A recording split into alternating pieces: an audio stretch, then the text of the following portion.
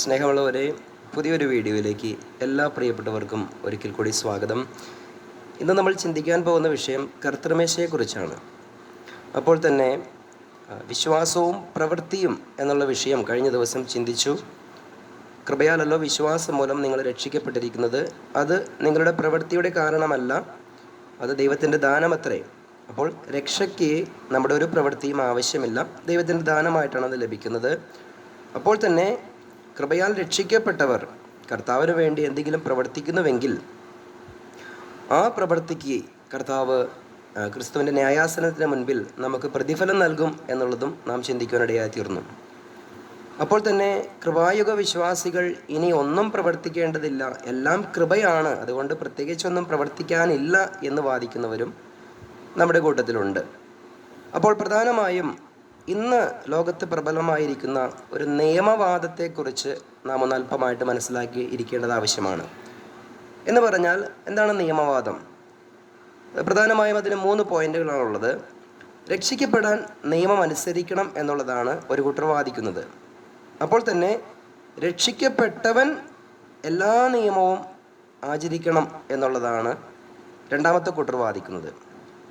എന്നാൽ മൂന്നാമത്തെ കൂട്ടരാണ് കൃപയാലാണ് രക്ഷ, ഒരു പ്രവൃത്തിയും ആവശ്യമില്ല, അതുകൊണ്ട് തന്നെ ഇനി ഒരു പ്രവൃത്തിയും ഒരു കൽപ്പനയും നമുക്കില്ല എന്ന് വാദിക്കുന്നവരുമുണ്ട്. ഈ 3 വാദങ്ങളും അക്ഷരാർത്ഥത്തിൽ തെറ്റാണ് എന്നുള്ളതാണ് ഞാനിവിടെ ചൂണ്ടിക്കാണിക്കുവാൻ പോകുന്ന കാര്യം. എന്ന് പറഞ്ഞാൽ രക്ഷ പ്രാപിക്കുവാൻ നിയമം അനുസരിക്കണം എന്നുള്ള വാദം തെറ്റാണ്. രക്ഷിക്കപ്പെട്ടവർ ന്യായപ്രമാണം മുഴുവനും ആചരിക്കണം എന്ന് പറയുന്നതും തെറ്റാണ്.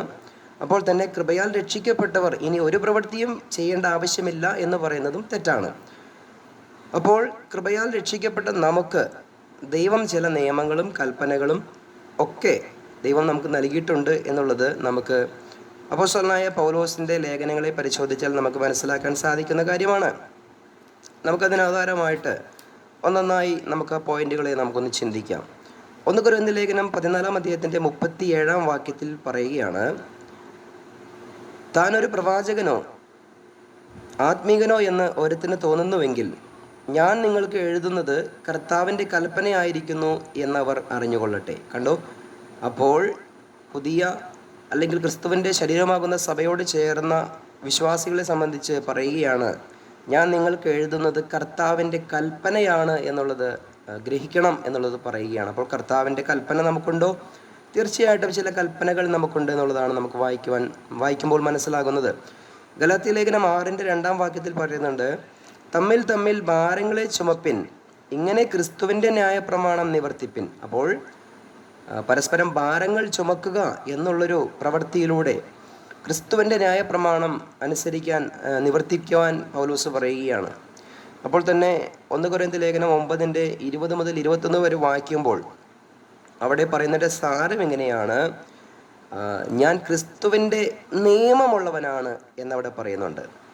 താൻ ചില കാര്യങ്ങൾ ചെയ്ത് സുവിശേഷീകരണത്തിന് വേണ്ടി അനേകരെ നേടുവാൻ പല കാര്യങ്ങളും പൗലോസ് ചെയ്യുമ്പോൾ പറയുകയാണ്, ഞാൻ ക്രിസ്തുവിൻ്റെ നിയമമുള്ളവനായി നിന്നുകൊണ്ടാണ് ഞാനതെല്ലാം ചെയ്യുന്നത് എന്നുള്ളത് അവിടെ പറയുകയാണ്. അപ്പോൾ തന്നെ 1 തെസ്സലോനിക്ക ലേഖനം 5-ാം അധ്യായത്തിൻ്റെ 15 മുതൽ 21 വരെയുള്ള വാക്യങ്ങളെ നമുക്കൊന്ന് വായിക്കുമ്പോൾ അവിടെ ഒത്തിരി കാര്യങ്ങൾ നമുക്കവിടെ മനസ്സിലാക്കിയെടുക്കുവാൻ സാധിക്കുന്നുണ്ട്. എന്താണ് 1 കൊരിന്ത്യർ ലേഖനം 1 തെസ്സലോനിക്ക ലേഖനം 5-ാം അധ്യായത്തിൻ്റെ 15 മുതൽ 21 വരെയുള്ള വാക്യങ്ങളെ വായിക്കുമ്പോൾ നമുക്ക് അതൊന്ന് വായിക്കാം. 1 തെസ്സലോനിക്ക ലേഖനം 5-ാം അധ്യായം അതിൻ്റെ 15 മുതലുള്ള വാക്യങ്ങൾ ഇവിടെ വായിക്കുകയാണ്. ആരും തിന്മയ്ക്ക് പകരം തിന്മ ചെയ്യാതിരിപ്പാൻ നോക്കുവിൻ, തമ്മിലും എല്ലാവരോടും എല്ലായ്പ്പോഴും നന്മ ചെയ്തുകൊണ്ടിരിപ്പിൻ. അപ്പോൾ നന്മ ചെയ്യണമെന്നുള്ളൊരു കാര്യം അവിടെ പറയുകയാണ്. എപ്പോഴും സന്തോഷിപ്പിൻ, ഇടപെടാതെ പ്രാർത്ഥിപ്പിൻ, എല്ലാറ്റിനും സ്തോത്രം ചെയ്യുവിൻ, ഇതല്ലോ നിങ്ങളെക്കുറിച്ച് ക്രിസ്തുയേശുവിൽ ദൈവേഷ്ടം.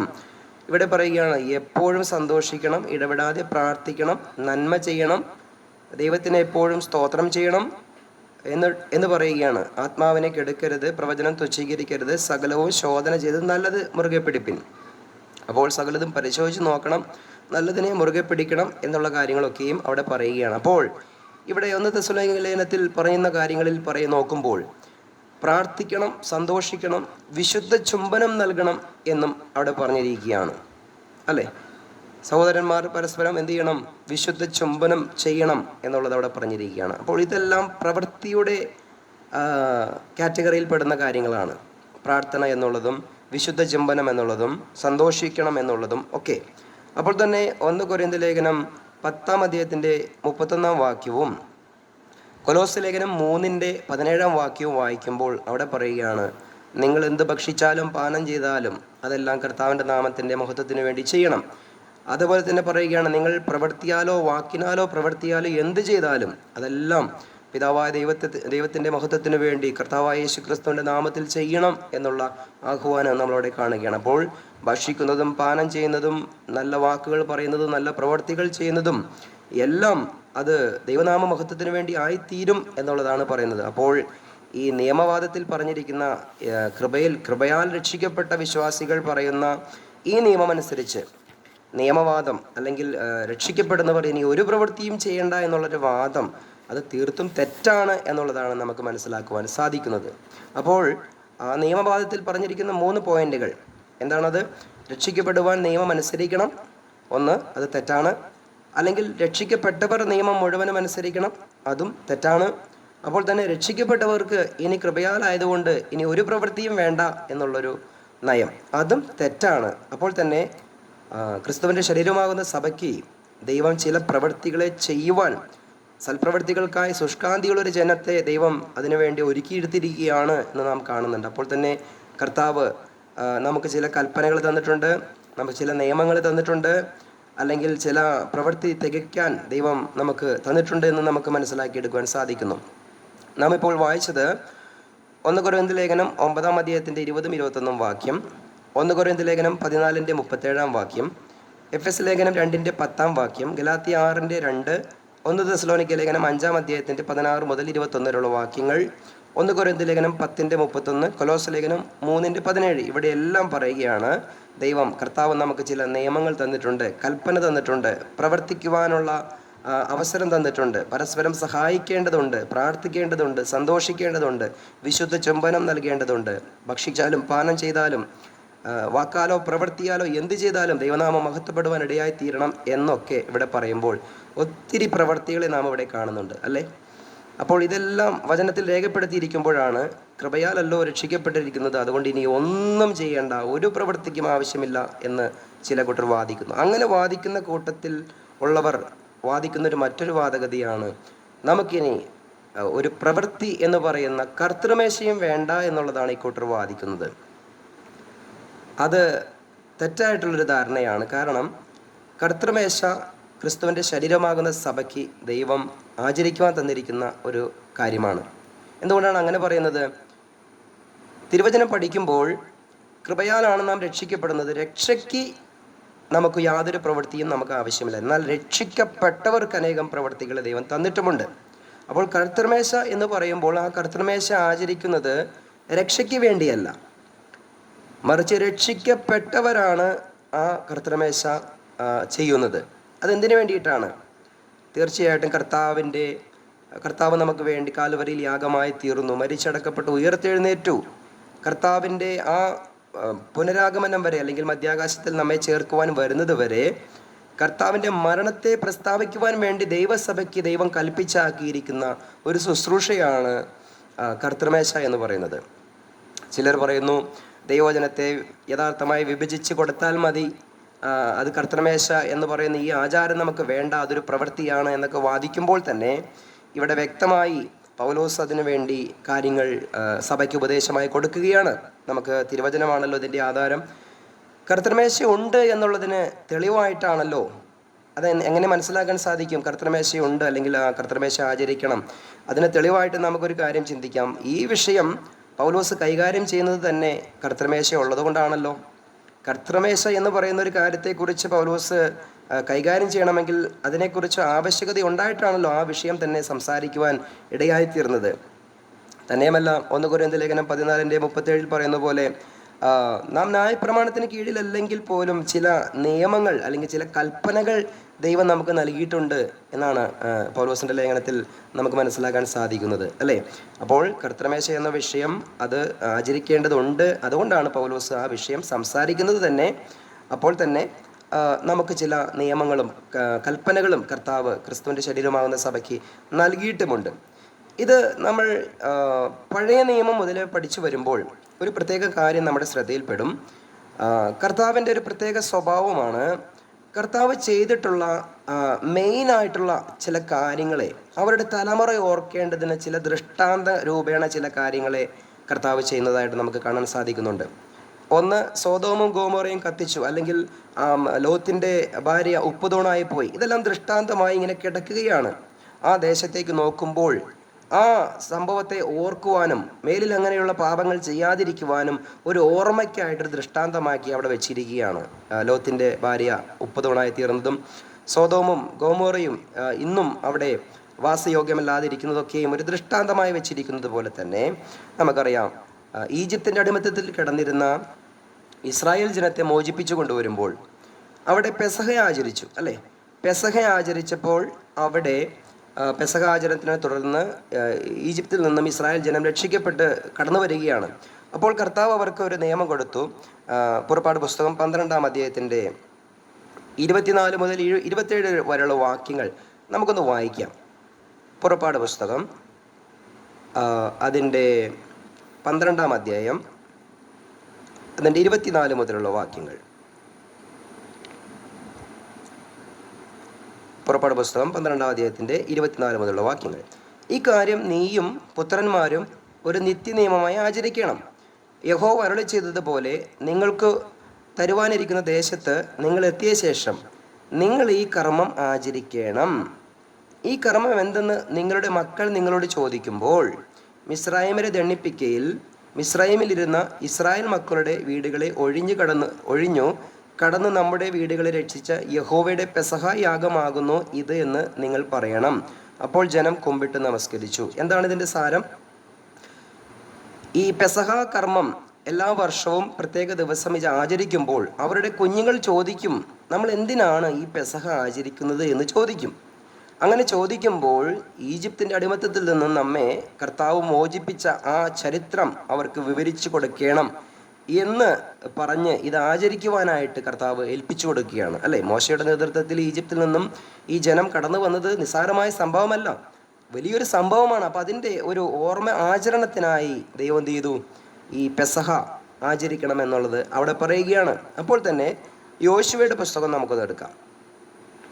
യോശുവയുടെ പുസ്തകം അതിൻ്റെ 4-ാം അധ്യായം അതിൻ്റെ 1 മുതൽ 24 വരെയുള്ള വാക്യങ്ങളെ വായിക്കുമ്പോൾ അവിടെ സ്മാരക ശിലകൾ സ്ഥാപിക്കുന്നതിനെ കുറിച്ച് നമുക്ക് കാണുവാൻ സാധിക്കുന്നുണ്ട്. അതിൻ്റെ 21 മുതൽ 24 വരെയുള്ള വാക്യങ്ങൾ നമുക്കൊന്ന് വായിക്കാം. 20 മുതൽ വായിക്കാം. യോർദാനിൽ നിന്ന് എടുത്ത 12 കല്ല് യോശുവ ഗിൽഗാലിൽ നാട്ടി. ഇസ്രായേൽ മക്കളോട് പറഞ്ഞത് എന്തെന്നാൽ, ഈ കല്ല് എന്തു എന്ന് വരും കാലത്ത് നിങ്ങളുടെ മക്കൾ പിതാക്കന്മാരോട് ചോദിച്ചാൽ ഇസ്രായേൽ ഉണങ്ങിയ നിലത്തുകൂടി ഈ ജോർദാനിക്കരെ കടന്നു എന്ന് നിങ്ങളുടെ മക്കളോട് പറയണം. കണ്ടോ? അപ്പോൾ അതിൻ്റെ ആവശ്യകത എന്താണ്? ഇവിടെ ഈ യോർദാൻ എന്ന് പറയുന്ന ഈ നദി അതിനെ ഉണങ്ങിയ നിലമാക്കി നാം അതിലൂടെ കടന്നു വന്നു, ദൈവം നമ്മളെ അങ്ങനെ നടത്തി ഇക്കരെ എത്തിച്ചു എന്നുള്ളത് ഈ സ്മാരകശിലകൾ കാണുമ്പോൾ ഈ കുഞ്ഞുങ്ങൾക്ക് അത് മനസ്സിലാകുവാൻ തക്കവണ്ണം ആ വലിയ സംഭവത്തിൻ്റെ ഓർമ്മയായിട്ട് ഇത് ആചരിക്കണം, അല്ലെങ്കിൽ അങ്ങനെ സ്മാരകശിലകൾ നാട്ടണമെന്ന് അവിടെ പറയുകയാണ്. മനസ്സിലായോ? അപ്പോൾ ഇത് ദൃഷ്ടാന്തമായിട്ട് അല്ലെങ്കിൽ ഒരു ശുശ്രൂഷയായിട്ട് അല്ലെങ്കിൽ ഒരു കൽപ്പനയായിട്ട് ദൈവം അവർക്ക് നിയമിച്ചു കൊടുത്തിരിക്കുകയാണ്. പെസഹ ആചരിക്കണം. അപ്പോൾ തന്നെ യോർദാനിലെ ആ സംഭവത്തെ അനുസ്മരിപ്പിക്കുന്ന രീതിയിൽ സ്മാരകശിലകൾ സ്ഥാപിക്കണം. തലമുറകൾ ചോദിക്കുവാൻ ഇടയായി തീരത്തക്കവണ്ണം ചില കാര്യങ്ങൾ ചെയ്യണം എന്നുള്ളത് പറയുകയാണ്. എങ്കിലല്ലേ ആ തലമുറ ആ ദൈവത്തിൻ്റെ പ്രവൃത്തികളെ ഓർക്കുവാൻ ഇടയായി തീരുകയുള്ളൂ. അതുപോലെ തന്നെ നമുക്കറിയാം, സോദോമും ഗോമോറയും നേരത്തെ നമ്മൾ പരാമർശിച്ചതുപോലെ പത്രോസിൻ്റെ ലേഖനത്തിൽ അത് വീണ്ടും എടുത്തു പറയുന്നുണ്ട്. 2 പത്രോസ് നമുക്കൊന്നത് എടുക്കാം. 2 പത്രോസ് എഴുതിയ ലേഖനം അതിൻ്റെ 2-ാം അധ്യായത്തിൻ്റെ 6-ാം വാക്യം ഇവിടെ പറയുകയാണ്, സോദോം ഗോമോറ എന്ന പട്ടണങ്ങളെ ഭസ്മീകരിച്ച ഉന്മൂലനാശത്താൽ ന്യായം വിധിച്ചു, മേലാൽ ഭക്തി കെട്ട് നടക്കുന്നവർക്ക് ദൃഷ്ടാന്തമാക്കി വെക്കുകയും. കണ്ടോ? അപ്പോൾ ഭാവിയിൽ ഈ സോദോമും ഗോമോറയും കാണുമ്പോൾ ആളുകൾ ചിന്തിക്കണം, അവിടുത്തെ പാപികളായ മനുഷ്യരെ ദൈവം ന്യായം വിധിച്ചു, ഇങ്ങനെ ചെയ്താൽ ഞങ്ങളെയും ഇങ്ങനെ ന്യായം വിധിക്കുമെന്നുള്ളതിനൊരു ദൃഷ്ടാന്തം വെച്ചിരിക്കുന്നുവെന്നാണ് പത്രോസും പറയുന്നത്. അപ്പോൾ ദൈവത്തിൻ്റെ ഒരു പ്രത്യേക സ്വഭാവ സവിശേഷതയാണ് ചരിത്രത്തിൽ നടന്നിരിക്കുന്ന വലിയ ദൈവപ്രവൃത്തികൾക്ക് ഒരു ഓർമ്മയാചരണം സ്ഥാപിക്കുക എന്നുള്ളത്. അല്ലെങ്കിൽ നമുക്കൊന്ന് ഒരു വാക്യം കൂടി ഒന്ന് ചിന്തിക്കാം. അതായത് പഴയ നിയമം തന്നെ നമ്മുടെ എസ്തേറിൻ്റെ പുസ്തകം ഒന്ന് എടുക്കാം. എസ്തേറിൻ്റെ പുസ്തകം അവിടെ എന്താണ് പറഞ്ഞിരിക്കുന്നത് നമുക്കൊന്ന് നോക്കാം. എസ്തേറിൻ്റെ പുസ്തകം 9-ാം അധ്യായത്തിൻ്റെ 28-ാം വാക്യം.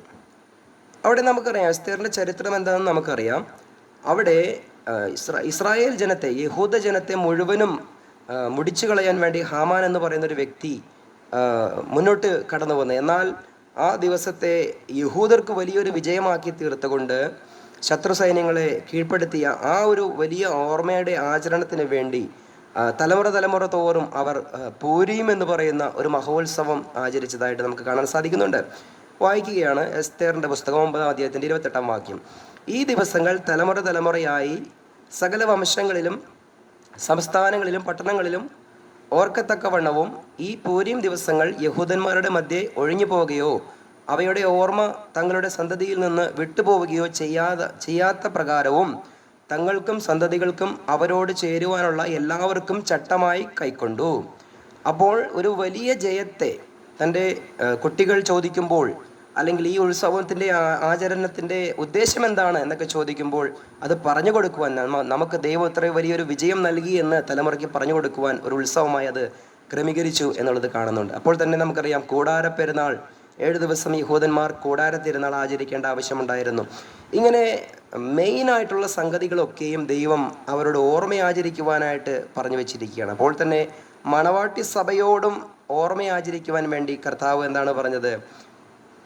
മത്തായി എഴുതിയ സുവിശേഷം 26-ാം അധ്യായത്തിൽ നമുക്കത് കാണാൻ സാധിക്കുന്നുണ്ട്. അപ്പോൾ തന്നെ ലൂക്കോസ് എഴുതിയ സുവിശേഷം 22-ാം അധ്യായത്തിൻ്റെ 19-ാം വാക്യം മണവാട്ടി സഭയോട് ദൈവം പറയുകയാണ്, എൻ്റെ ഓർമ്മയ്ക്കായി ഇത് ചെയ്യുവിൻ. അപ്പോൾ തന്നെ ക്രിസ്തുവിൻ്റെ ശരീരമാകുന്ന സഭയോട് പറയുകയാണ്, ഇത് എൻ്റെ മരണത്തെ പ്രസ്താവിക്കുകയാകുന്നു. കർത്താവിൻ്റെ ആഗമനം വരെ ഇത് കർത്താവിൻ്റെ മരണ പുനരുദ്ധാനത്തെ പ്രഖ്യാപിക്കുകയാകുന്നു എന്നുള്ളതാണ് അതിൻ്റെ വാസ്തവം. അപ്പോൾ മണവാട്ടി സഭയോട് പറഞ്ഞു ഓർമ്മയ്ക്കായി ചെയ്യണം, നമ്മളോട് പറഞ്ഞു മരണത്തെ പ്രസ്താവിക്കേണ്ടതിനായിട്ട് ഇത് ചെയ്യണം. കാരണം കർത്തൃമേശ, കർത്താവിൻ്റെ തിരുവത്താഴ വേളയിൽ 12 ശിഷ്യന്മാരാണ് ഉണ്ടായിരുന്നത്. പൗലോസ് അവിടെ ഇല്ല. പക്ഷെ പൗലോസ് പറയുകയാണ്, ഞാൻ കർത്താവിൽ നിന്ന് പ്രാപിക്കുകയും നിങ്ങൾക്ക് ഏൽപ്പിക്കുകയും ചെയ്തത് എന്തെന്നാൽ, അവിടെ ആ 12 ശിഷ്യന്മാരോട് കൂടെ കർത്താവ് അന്ത്യത്താഴം കഴിക്കുന്ന വേളയിൽ സംഭവിച്ച കാര്യങ്ങളൊക്കെയും പറഞ്ഞിട്ട് അവിടെ പറയുകയാണ്. നമുക്ക് ആ വാക്യം ഒന്നെടുക്കാം. അവിടെ നടന്ന ചരിത്ര സംഭവങ്ങളെ ഓർമ്മപ്പെടുത്തിക്കൊണ്ടാണ് ക്രിസ്തുവിൻ്റെ ശരീരമാകുന്ന സഭയോടുള്ള ബന്ധത്തിൽ ചില ആലോചനകൾ പൗലോസ് പറയുന്നത്. ഇവിടെ നമുക്ക് അതിൻ്റെ 26-ാം വാക്യത്തിൽ നമുക്ക് വായിക്കാം. 25-ാം വാക്യം വരെ അവിടെ പറയുന്നത്, അവണ്ണം തന്നെ അത്താഴം കഴിഞ്ഞ ശേഷം അവൻ പാനപാത്രം എടുത്ത്, ഈ പാനപാത്രം എൻ്റെ രക്തത്തിൻ പുതിയ നിയമമാകുന്നു, ഇത് കുടിക്കുമ്പോഴൊക്കെയും എൻ്റെ ഓർമ്മയ്ക്കായി ചെയ്യുവിൻ എന്ന് പറഞ്ഞു. ആരോട് പറഞ്ഞു? യേശുക്രിസ്തു 12 അപ്പോസ്തലന്മാരോട് പറഞ്ഞു. എന്നാൽ ഇത് വെളിപ്പാടിനാൽ പൗലോസിന് ലഭിക്കുകയാണ്. ആ വെളിപ്പാട് കിട്ടിയ പൗലോസ് ക്രിസ്തുവിൻ്റെ ശരീരമാകുന്ന സഭയോട് പറയുകയാണ്, അങ്ങനെ നിങ്ങൾ ഈ അപ്പം തിന്നുകയും, നിങ്ങൾ എന്ന് പറയുന്നത് ആരാണ്? പൗലോസ് ആരെ കുറിച്ചാണ് നിങ്ങൾ എന്ന് പറയുന്നത്? ചെറിയ ആട്ടിൻകൂട്ടത്തെ കുറിച്ചല്ല, പന്തിരുവരെ കുറിച്ചല്ല, കൊരിന്ത്യ സഭയോട് പറയുകയാണ്, ക്രിസ്തുവിൻ്റെ ശരീരമാകുന്ന സഭയോട് പറയുകയാണ്, അങ്ങനെ നിങ്ങൾ ഈ അപ്പം തിന്നുകയും പാനപാത്രം കുടിക്കുകയും ചെയ്യുമ്പോഴൊക്കെയും കർത്താവ് വരുവോളം അവൻ്റെ മരണത്തെ പ്രസ്താവിക്കുന്നു. അപ്പോൾ ഇവിടെ പൗലോസ് പറഞ്ഞിരിക്കുന്നത് കർത്താവിൻ്റെ ഏത് വരവിനെ കുറിച്ചാണ്? മധ്യാകാശ വരവിനെ കുറിച്ചാണ് പൗലോസ് പറഞ്ഞിരിക്കുന്നത്. അതുകൊണ്ടാണ് പറഞ്ഞത് നിങ്ങൾ ഈ അപ്പം തിന്നുകയും എന്ന് പറഞ്ഞാൽ ക്രിസ്തുവിൻ്റെ ശരീരമാകുന്ന സഭ ഈ അപ്പം തിന്നുകയും പാനപാത്രത്തിൽ നിന്ന് കുടിക്കുകയും ചെയ്യുമ്പോഴൊക്കെയും കർത്താവിൻ്റെ മധ്യാകാശ വരുവോളം അവൻ്റെ മരണത്തെ പ്രസ്താവിക്കുകയാകുന്നു. അപ്പോൾ ക്രിസ്തുവിൻ്റെ ശരീരമാകുന്ന സഭയ്ക്ക് ഈ കർത്തൃമേശയുണ്ടോ? തീർച്ചയായിട്ടും കർത്തൃമേശ എന്ന് പറയുന്ന ശുശ്രൂഷ നമുക്കുണ്ട്. നേരത്തെ ഞാൻ പറഞ്ഞ ദൃഷ്ടാന്തങ്ങളിലൂടെ കടന്നുപോയപ്പോൾ പെസഹ ആചരിച്ചതുപോലെ, അല്ലെങ്കിൽ യോർദാൻ വിഭജിച്ചപ്പോൾ അവിടെ സ്മാരക ശിലകൾ നാട്ടിയതുപോലെ, സൊദോമും ഗോമോറയെയും ഒരു ദൃഷ്ടാന്തമാക്കി വെച്ചിരിക്കുന്നത് പോലെ, എസ്തേറിൻ്റെ കാലഘട്ടത്തിൽ പൂരി മഹോത്സവം ആ യഹൂദൻ്റെ ജയത്തിൻ്റെ ഓർമ്മയായി ആചരിച്ചതുപോലെ, അല്ലെങ്കിൽ കൂടാര പെരുന്നാൾ ആചരിച്ചതുപോലെ, ഇവിടെ ഏതാ മണവാട്ടി സഭയോട് പറയുന്നത് എൻ്റെ ഓർമ്മയ്ക്കായി ഇത് ചെയ്യണം എന്ന് പറയുമ്പോൾ തന്നെ ക്രിസ്തുവിൻ്റെ ശരീരമാകുന്ന സഭയോട് പറയുകയാണ്, അങ്ങനെ നിങ്ങൾ ഈ അപ്പം തിന്നുകയും പാനപാത്രം കുടിക്കുകയും ചെയ്യുമ്പോഴൊക്കെയും കർത്താവ് വരുവോളം അവൻ്റെ മരണത്തെ പ്രസ്താവിക്കുകയാകുന്നു. അപ്പോൾ നാം ആ ശുശ്രൂഷ ചെയ്യുമ്പോൾ അപ്പവും വീഞ്ഞും എടുത്തു വെച്ച് കർത്താവിന് സ്തോത്രം ചെയ്ത അപ്പം നുറുക്കി അത് മറ്റുള്ളവർക്ക് കൊടുത്ത് പാനപാത്രം ദൈവത്തിന് നന്ദി പറഞ്ഞ് സ്തോത്രം ചെയ്തത് നമ്മൾ പരസ്പരം കുടിക്കുമ്പോൾ എന്താണ് അവിടെ അർത്ഥമാക്കുന്നത്? നമുക്ക് വേണ്ടി കർത്താവ് കാൽവരിയിൽ ചിന്തിയ ആ വലിയ ആ പുണ്യാഹ രക്തത്തെ ഓർത്തും യാഗത്തെ ഓർത്തും നമുക്ക് വേണ്ടി തകർക്കപ്പെട്ട യേശു ക്രിസ്തുവിൻ്റെ ശരീരത്തെ നമ്മളവിടെ ഓർക്കുകയാണ്. ആ അപ്പം തിന്നുമ്പോൾ നമ്മൾ എന്താണ് ഓർക്കുന്നത്? കർത്താവേ, എനിക്ക് വേണ്ടി തകർക്കപ്പെട്ട അങ്ങയുടെ ശരീരത്തെ ഞാൻ ഓർക്കുന്നു കർത്താവേ. ഇതാണ് ഓർമ്മ. അപ്പോൾ തന്നെ ആ പാനപാത്രം കുടിക്കുമ്പോൾ നാം ചിന്തിക്കുകയാണ്, കർത്താവേ, അവസാനത്തുള്ളി രക്തം പോലും എനിക്ക് വേണ്ടിയാണല്ലോ അങ്ങ് ഊറ്റിയത് എന്നുള്ള ആ ചിന്തയോടുകൂടെ, ആ ഭയഭക്തിയോടുകൂടി നമ്മളത് കുടിക്കുമ്പോൾ ആ കർത്താവിൻ്റെ ശരീരയാഗത്തിൽ എനിക്കും ഭാഗമുണ്ട് അല്ലെങ്കിൽ പങ്കുണ്ട് എന്ന് നാം അത് തെളിയിക്കുകയാണ്. നാം അതിനോട് പങ്കുകാരാണ് എന്നുള്ളതാണ് പറയുന്നത്. അപ്പോൾ തന്നെ കൊറിന്ത്യ സഭയിൽ ഇത് തെറ്റായ രീതിയിൽ ആളുകൾ അത് ചെയ്യുവാൻ തുടങ്ങി. ചിലവർ അത് അപ്പവും അല്ലെങ്കിൽ ഭക്ഷണവും വീഞ്ഞുമൊക്കെയും അമിതമായി കഴിക്കുകയും കുടിക്കുകയും, ചിലർ ഉറങ്ങിക്കിടക്കുകയും, ചിലർ അതിനെ വളരെ അലക്ഷ്യമാക്കി അതിനെ കാണുകയും ചെയ്തപ്പോൾ പൗലോസ് പറയുകയാണ്, കർത്താവിൻ്റെ ഈ ശുശ്രൂഷയെ നാം വിവേചിക്കണം, കൃത്യമായിട്ട് അതിനെ മനസ്സിലാക്കി അതിനെ വളരെ പവിത്രമായി അതിനെ ചെയ്യണം എന്നുള്ളതാണ് അവിടെ ആ ഓർഡർലെസ്സായിട്ടുള്ള ആ കർത്തൃമേശയെ കൃത്യമായിട്ടുള്ള ഓർഡറിൽ പൗലോസ് കൊണ്ടുവരുന്ന ഒരു അധ്യായമാണ് 1 കൊരിന്ത്യർ ലേഖനം 11-ാം അധ്യായം. അല്ലാതെ കർത്തൃമേശ ഇവിടെ വേണ്ട എന്നുള്ളൊരു വാദമൊന്നും ഇവിടെ പൗലോസ് ഉന്നയിക്കുന്നില്ല. അത് വേണം, അത് കൃത്യമായി അതിനെ ആചരിക്കണം എന്നുള്ളതാണ് ഇവിടെ പറയുന്നത്. ഞാൻ നേരത്തെ പറഞ്ഞുവല്ലോ, കർത്താവായ യേശു ക്രിസ്തു നമുക്ക് വേണ്ടി യാഗമായി തീർന്നതിൻ്റെ ഓർമ്മ അല്ലേ? നമുക്കും ഇത് ഓർക്കുവാൻ നമ്മുടെ തലമുറ ചോദിക്കുകയാണ്. എൻ്റെ ചർച്ചിലുള്ളവരും ചോദിക്കും, കുഞ്ഞുകുട്ടികൾ ചോദിക്കും, എന്തുകൊണ്ടാണ് ഞങ്ങൾക്ക് ഈ അപ്പം തിന്നുവാൻ തരാത്തത്, അല്ലെങ്കിൽ ഈ പാനപാത്രം കുടിക്കുവാൻ തരാത്തത്? അപ്പോൾ നമുക്കവർക്ക് പറഞ്ഞു കൊടുക്കാൻ കഴിയണം, ഇത് എൻ്റെയും നിങ്ങളുടെയും പാപത്തിനു വേണ്ടി കർത്താവായ യേശു ക്രിസ്തു കാൽവരിയിൽ യാഗമായി തീർന്നതിൻ്റെ ഓർമ്മയാണ്. കർത്താവിൻ്റെ ശരീരവും രക്തവും നമുക്ക് വേണ്ടി തകർക്കപ്പെട്ടു, ഒഴുക്കപ്പെട്ടു. കർത്താവിൻ്റെ ജീവൻ നമുക്ക് വേണ്ടി ദൈവസന്നിധിയിൽ യാഗമായി അർപ്പിക്കപ്പെട്ടു. അതിൻ്റെ ഓർമ്മയ്ക്കാണ്, നമ്മെ രക്ഷിച്ച കർത്താവിനെ നാം ഇവിടെ ഓർക്കുകയാണ് എന്ന് പറഞ്ഞ കുഞ്ഞുങ്ങൾക്കത് പറഞ്ഞു കൊടുക്കുമ്പോൾ അവരും അത് വിശ്വസിച്ച് ആ വിശ്വാസത്തിലേക്ക് കടന്നു വരുവാനും അതിൻ്റെ ആഴം മനസ്സിലാക്കുവാനും ഇടയായിത്തീരും. ഇത് കർത്താവ് ദൃഷ്ടാന്ത രൂപേണ ഒരു ശുശ്രൂഷ നമുക്ക് ഏൽപ്പിച്ചിരിക്കുകയാണ്. ഞാൻ നേരത്തെ പറഞ്ഞുവല്ലോ, ക്രിസ്തുവിൻ്റെ ശരീരമാകുന്ന സഭ കൃപയാലാണ് രക്ഷിക്കപ്പെട്ടത്. അപ്പോൾ തന്നെ ഒരു പ്രവൃത്തിയും വേണ്ട എന്ന് പറയുന്നവർ, ഈ കൂട്ടർ ഇതൊന്നും മനസ്സിലാക്കിയിരുന്നെങ്കിൽ കൊള്ളാമായിരുന്നു. നമ്മൾ ശ്വസിക്കുന്നത് ഒരു പ്രവൃത്തിയാണ്. ഈ കൂട്ടർ പറയുമോ, എന്നാൽ ഒരു പ്രവൃത്തിയായ ശ്വസനം ഇനി വേണ്ട, ഒരു പ്രവൃത്തിയായ ഭക്ഷണപാനങ്ങൾ ഇനി വേണ്ട എന്ന് പറയുമോ? എന്തുകൊണ്ട് കർത്തൃമേശ മാത്രം വേണ്ട എന്ന് പറയുന്നു? അവിടെയാണ് തെറ്റുപറ്റി പോകുന്നത്. ഈ നിയമവാദത്തിൽ കുടുങ്ങിപ്പോകാതെ കർത്താവിൻ്റെ കർത്തൃമേശ, കർത്താവിൻ്റെ മരണ പുനരുത്ഥാനം, അവൻ്റെ ആഗമനം വരെ നാം അത് പ്രഖ്യാപിക്കുന്ന ഒരു ശുശ്രൂഷയായിട്ടാണ് നമുക്ക് കർത്തൃമേശ തന്നിരിക്കുന്നത്. അത് വളരെ സന്തോഷത്തോടും വളരെ ഒരുക്കത്തോടും അതിലേക്ക് കൈനീട്ടുവാനുള്ള യോഗ്യതയോടും കൂടെ. ഒന്നാമത്തെ യോഗ്യത, 2 തരത്തിലുള്ള യോഗ്യതകളുണ്ട്. ഒന്നാമത്തെ യോഗ്യത എന്ന് പറയുന്നത്, കർത്താവ് യേശു ക്രിസ്തു എനിക്ക് വേണ്ടി ക്രൂശിൽ യാഗമായി തീർന്നു എന്നുള്ള തിരിച്ചറിവാണ് ആ യോഗ്യത. ഈ കർത്തൃമേശ എന്തിനെ സൂചിപ്പിക്കുന്നു എന്ന് ചോദിച്ചാൽ, ആദ്യമായിട്ട് തിരിച്ചറിയേണ്ടത് കർത്താവ് എനിക്ക് വേണ്ടി മരിച്ചടക്കപ്പെട്ടു, ഉയർത്തെഴുന്നേറ്റു. അപ്പോൾ തന്നെ രണ്ടാമത്തെ തിരിച്ചറിവ് എന്ന് പറയുന്നത്, അതിലേക്ക് വരുമ്പോൾ ആ പരിശുദ്ധനായ കർത്താവിൻ്റെ സന്നിധിയിലേക്ക് നാം കടന്നു വരുമ്പോൾ, ഞാൻ പരിശുദ്ധനായിരിക്കുന്നത് പോലെ അല്ലെങ്കിൽ വിശുദ്ധനായിരിക്കുന്നത് പോലെ നിങ്ങളും വിശുദ്ധരായിരിക്കുവിൻ എന്ന് പറയുന്ന ആഹ്വാനം ഏറ്റെടുത്തുകൊണ്ട് നമ്മുടെ ആ തെറ്റായിട്ടുള്ള സകല പ്രവണതകളെയും മാറ്റി ആ വിശുദ്ധമായ കരങ്ങളോടുകൂടെ, വിശുദ്ധമായ നിർമ്മലമായ ഹൃദയങ്ങളോടുകൂടി തന്നെ ദൈവസന്നിധിയിൽ കടന്നു വരുവാൻ അത് നമ്മളെ ശിക്ഷിച്ച് വളർത്തുകയല്ലേ? ആ ഒരു കർത്തൃമേശ അവിടെ ഇരിക്കുമ്പോൾ അല്ലേ, നമുക്ക് വേണ്ടി യാഗമായി തീർന്ന കർത്താവിൻ്റെ ഓർമ്മയിലേക്ക് ആ കരങ്ങൾ നീട്ടുമ്പോൾ നമ്മുടെ ഹൃദയവും നമ്മുടെ ശരീരവും നമ്മുടെ കരങ്ങളുമൊക്കെയും എത്രയോ പവിത്രമായിരിക്കണം എന്നുള്ളതാണ് അവിടെ നമുക്ക് രണ്ടാമത്തെ ഉണ്ടാകേണ്ട തിരിച്ചറിവ്. ആ തിരിച്ചറിവില്ലാതെ അതിലേക്ക് നമ്മൾ പ്രവേശിക്കാൻ പാടില്ല എന്നുള്ളൊരു അർത്ഥം കൂടി നമുക്ക് അതിൽ നിന്ന് മനസ്സിലാക്കിയെടുക്കാൻ സാധിക്കും. അതുകൊണ്ട് പ്രിയമുള്ളവരെ, ഇന്ന് കർത്തൃമേശ നമുക്കുണ്ട്. അതൊരു പ്രവൃത്തിയാണ്. അപ്പോൾ തന്നെ രക്ഷയ്ക്ക് വേണ്ടി ചെയ്യുന്നൊരു പ്രവൃത്തിയല്ല. രക്ഷിക്കപ്പെട്ടവർ കർത്താവിനെ ഓർക്കുവാനും തലമുറയോട് അത് പ്രഖ്യാപിക്കുവാനും കർത്താവിൻ്റെ പുനരാഗമനം വരെ അത് നടത്തുവാനും വേണ്ടി ദൈവം തന്നിരിക്കുന്ന കൽപ്പനയായതുകൊണ്ടാണ് നാം അത് ചെയ്യുന്നത്. Praise the Lord. അതുപോലെ നിരന്തരമായ പ്രവൃത്തികൾ നമുക്ക് നൽകിയിട്ടുണ്ട്. നേരത്തെ പറഞ്ഞ വാക്യങ്ങളിലെ പോലെ തന്നെ കർത്താവിൻ്റെ കൽപ്പന നമുക്കുണ്ട്, അല്ലെങ്കിൽ ക്രിസ്തുവിൻ്റെ നിയമം നമുക്കുണ്ട്, അല്ലെങ്കിൽ നമുക്ക് പ്രാർത്ഥിക്കണം, അല്ലെങ്കിൽ പരസ്പരം സഹായിക്കണം, സ്നേഹിക്കണം, വിശുദ്ധ ചുംബനത്താൽ നിങ്ങൾ അന്യോന്യം സ്നേഹിക്കണം. ഇതൊക്കെ പല നിലകളിലുള്ള പ്രവൃത്തിയുടെ ഭാഗമായിട്ടാണ് നമുക്ക് കാണാൻ സാധിക്കുന്നത്. അതുകൊണ്ട് കൃപയാൽ രക്ഷിക്കപ്പെട്ടവർക്ക് ഒരു പ്രവൃത്തിയും വേണ്ട എന്നുള്ളൊരു ചിന്താഗതി മനോഭാവം മാറ്റിക്കളഞ്ഞുകൊണ്ട് രക്ഷിക്കപ്പെട്ടവർ ദൈവം ആഗ്രഹിക്കുന്ന നിലവാരത്തിലുള്ള സൽപ്രവൃത്തികളെ ചെയ്തുകൊണ്ടും നിത്യതയിൽ പ്രതിഫലം ലഭിക്കുവാൻ തക്കവണ്ണവും, അതുപോലെ തന്നെയല്ല കർത്തൃമേശ ആചരിക്കുമ്പോൾ നമുക്ക് ഈ ഒരു സുവിശേഷീകരണം ആണ് തലമുറയിലേക്ക് പകർന്നു കൊടുക്കുന്നത്. കർത്താവിൻ്റെ മരിച്ചടക്കപ്പെട്ട് ഉയർത്തെഴുന്നേറ്റ് കർത്താവിൻ്റെ ഈ ഒരു ദൃശ്യാവിഷ്കരണത്തിലുള്ളൊരു ശുശ്രൂഷ അല്ലേ. കുഞ്ഞു കുട്ടികളോടൊരു പക്ഷേ പ്രസംഗം പ്രസംഗിച്ചാൽ അവർക്ക് ഗ്രഹിക്കണമെന്നില്ല. ഒരു ശുശ്രൂഷ ചെയ്യുമ്പോൾ അല്ലേ, നമ്മുടെ സ്കൂളിൽ പഠിക്കുന്ന കുട്ടികളായാലും അധ്യാപകർ ക്ലാസ് എടുക്കുമ്പോൾ ഒരു പക്ഷെ ശ്രദ്ധിക്കണമെന്നില്ല. എന്നാൽ ചില ഒരു ആക്ടിവിറ്റീസൊക്കെ ചെയ്ത് അവരെ പഠിപ്പിക്കുമ്പോഴോ അവർക്കത് പെട്ടെന്ന് ഉൾക്കൊള്ളാൻ പറ്റും. അപ്പോൾ ഇത് സുവിശേഷീകരണത്തോടുള്ള ബന്ധത്തിൽ ഒരു ദൃശ്യാവിഷ്കരണമായി എങ്കിലും അതിനെ ചിന്തിക്കുവാൻ നമുക്ക് കഴിയേണ്ടതല്ലേ. ആ കുഞ്ഞു കുട്ടികളുടെ ആ ശ്രദ്ധ ആ സമയത്ത് നമ്മൾ എന്താണ് ചെയ്യുന്നതെന്ന് നോക്കി നിൽക്കുകയില്ലേ? അപ്പോൾ നമുക്ക് അവരോട് പറഞ്ഞു കൊടുക്കാൻ സാധിക്കുകയില്ലേ? അവരുടെ ശ്രദ്ധ നമുക്ക് നേടിയെടുക്കുവാൻ കഴിയുന്നില്ലേ? ഈ തലമുറയോട് കാണിക്കുവാനും അല്ലെങ്കിൽ തലമുറയെ പഠിപ്പിക്കുവാനും ഈ ശുശ്രൂഷ ഉപകരിക്കുന്നില്ലേ? വാസ്തവത്തിൽ എത്രയോ നല്ല നിലകളിൽ അത് ചിന്തിച്ചാൽ എത്രയോ നന്മകൾ അതിൻ്റെ പുറകിലുണ്ട് എന്ന് ചിന്തിച്ചു നോക്കിയേ. കാരണം അത് കർത്താവാണല്ലോ അത് കൽപ്പിച്ചത്.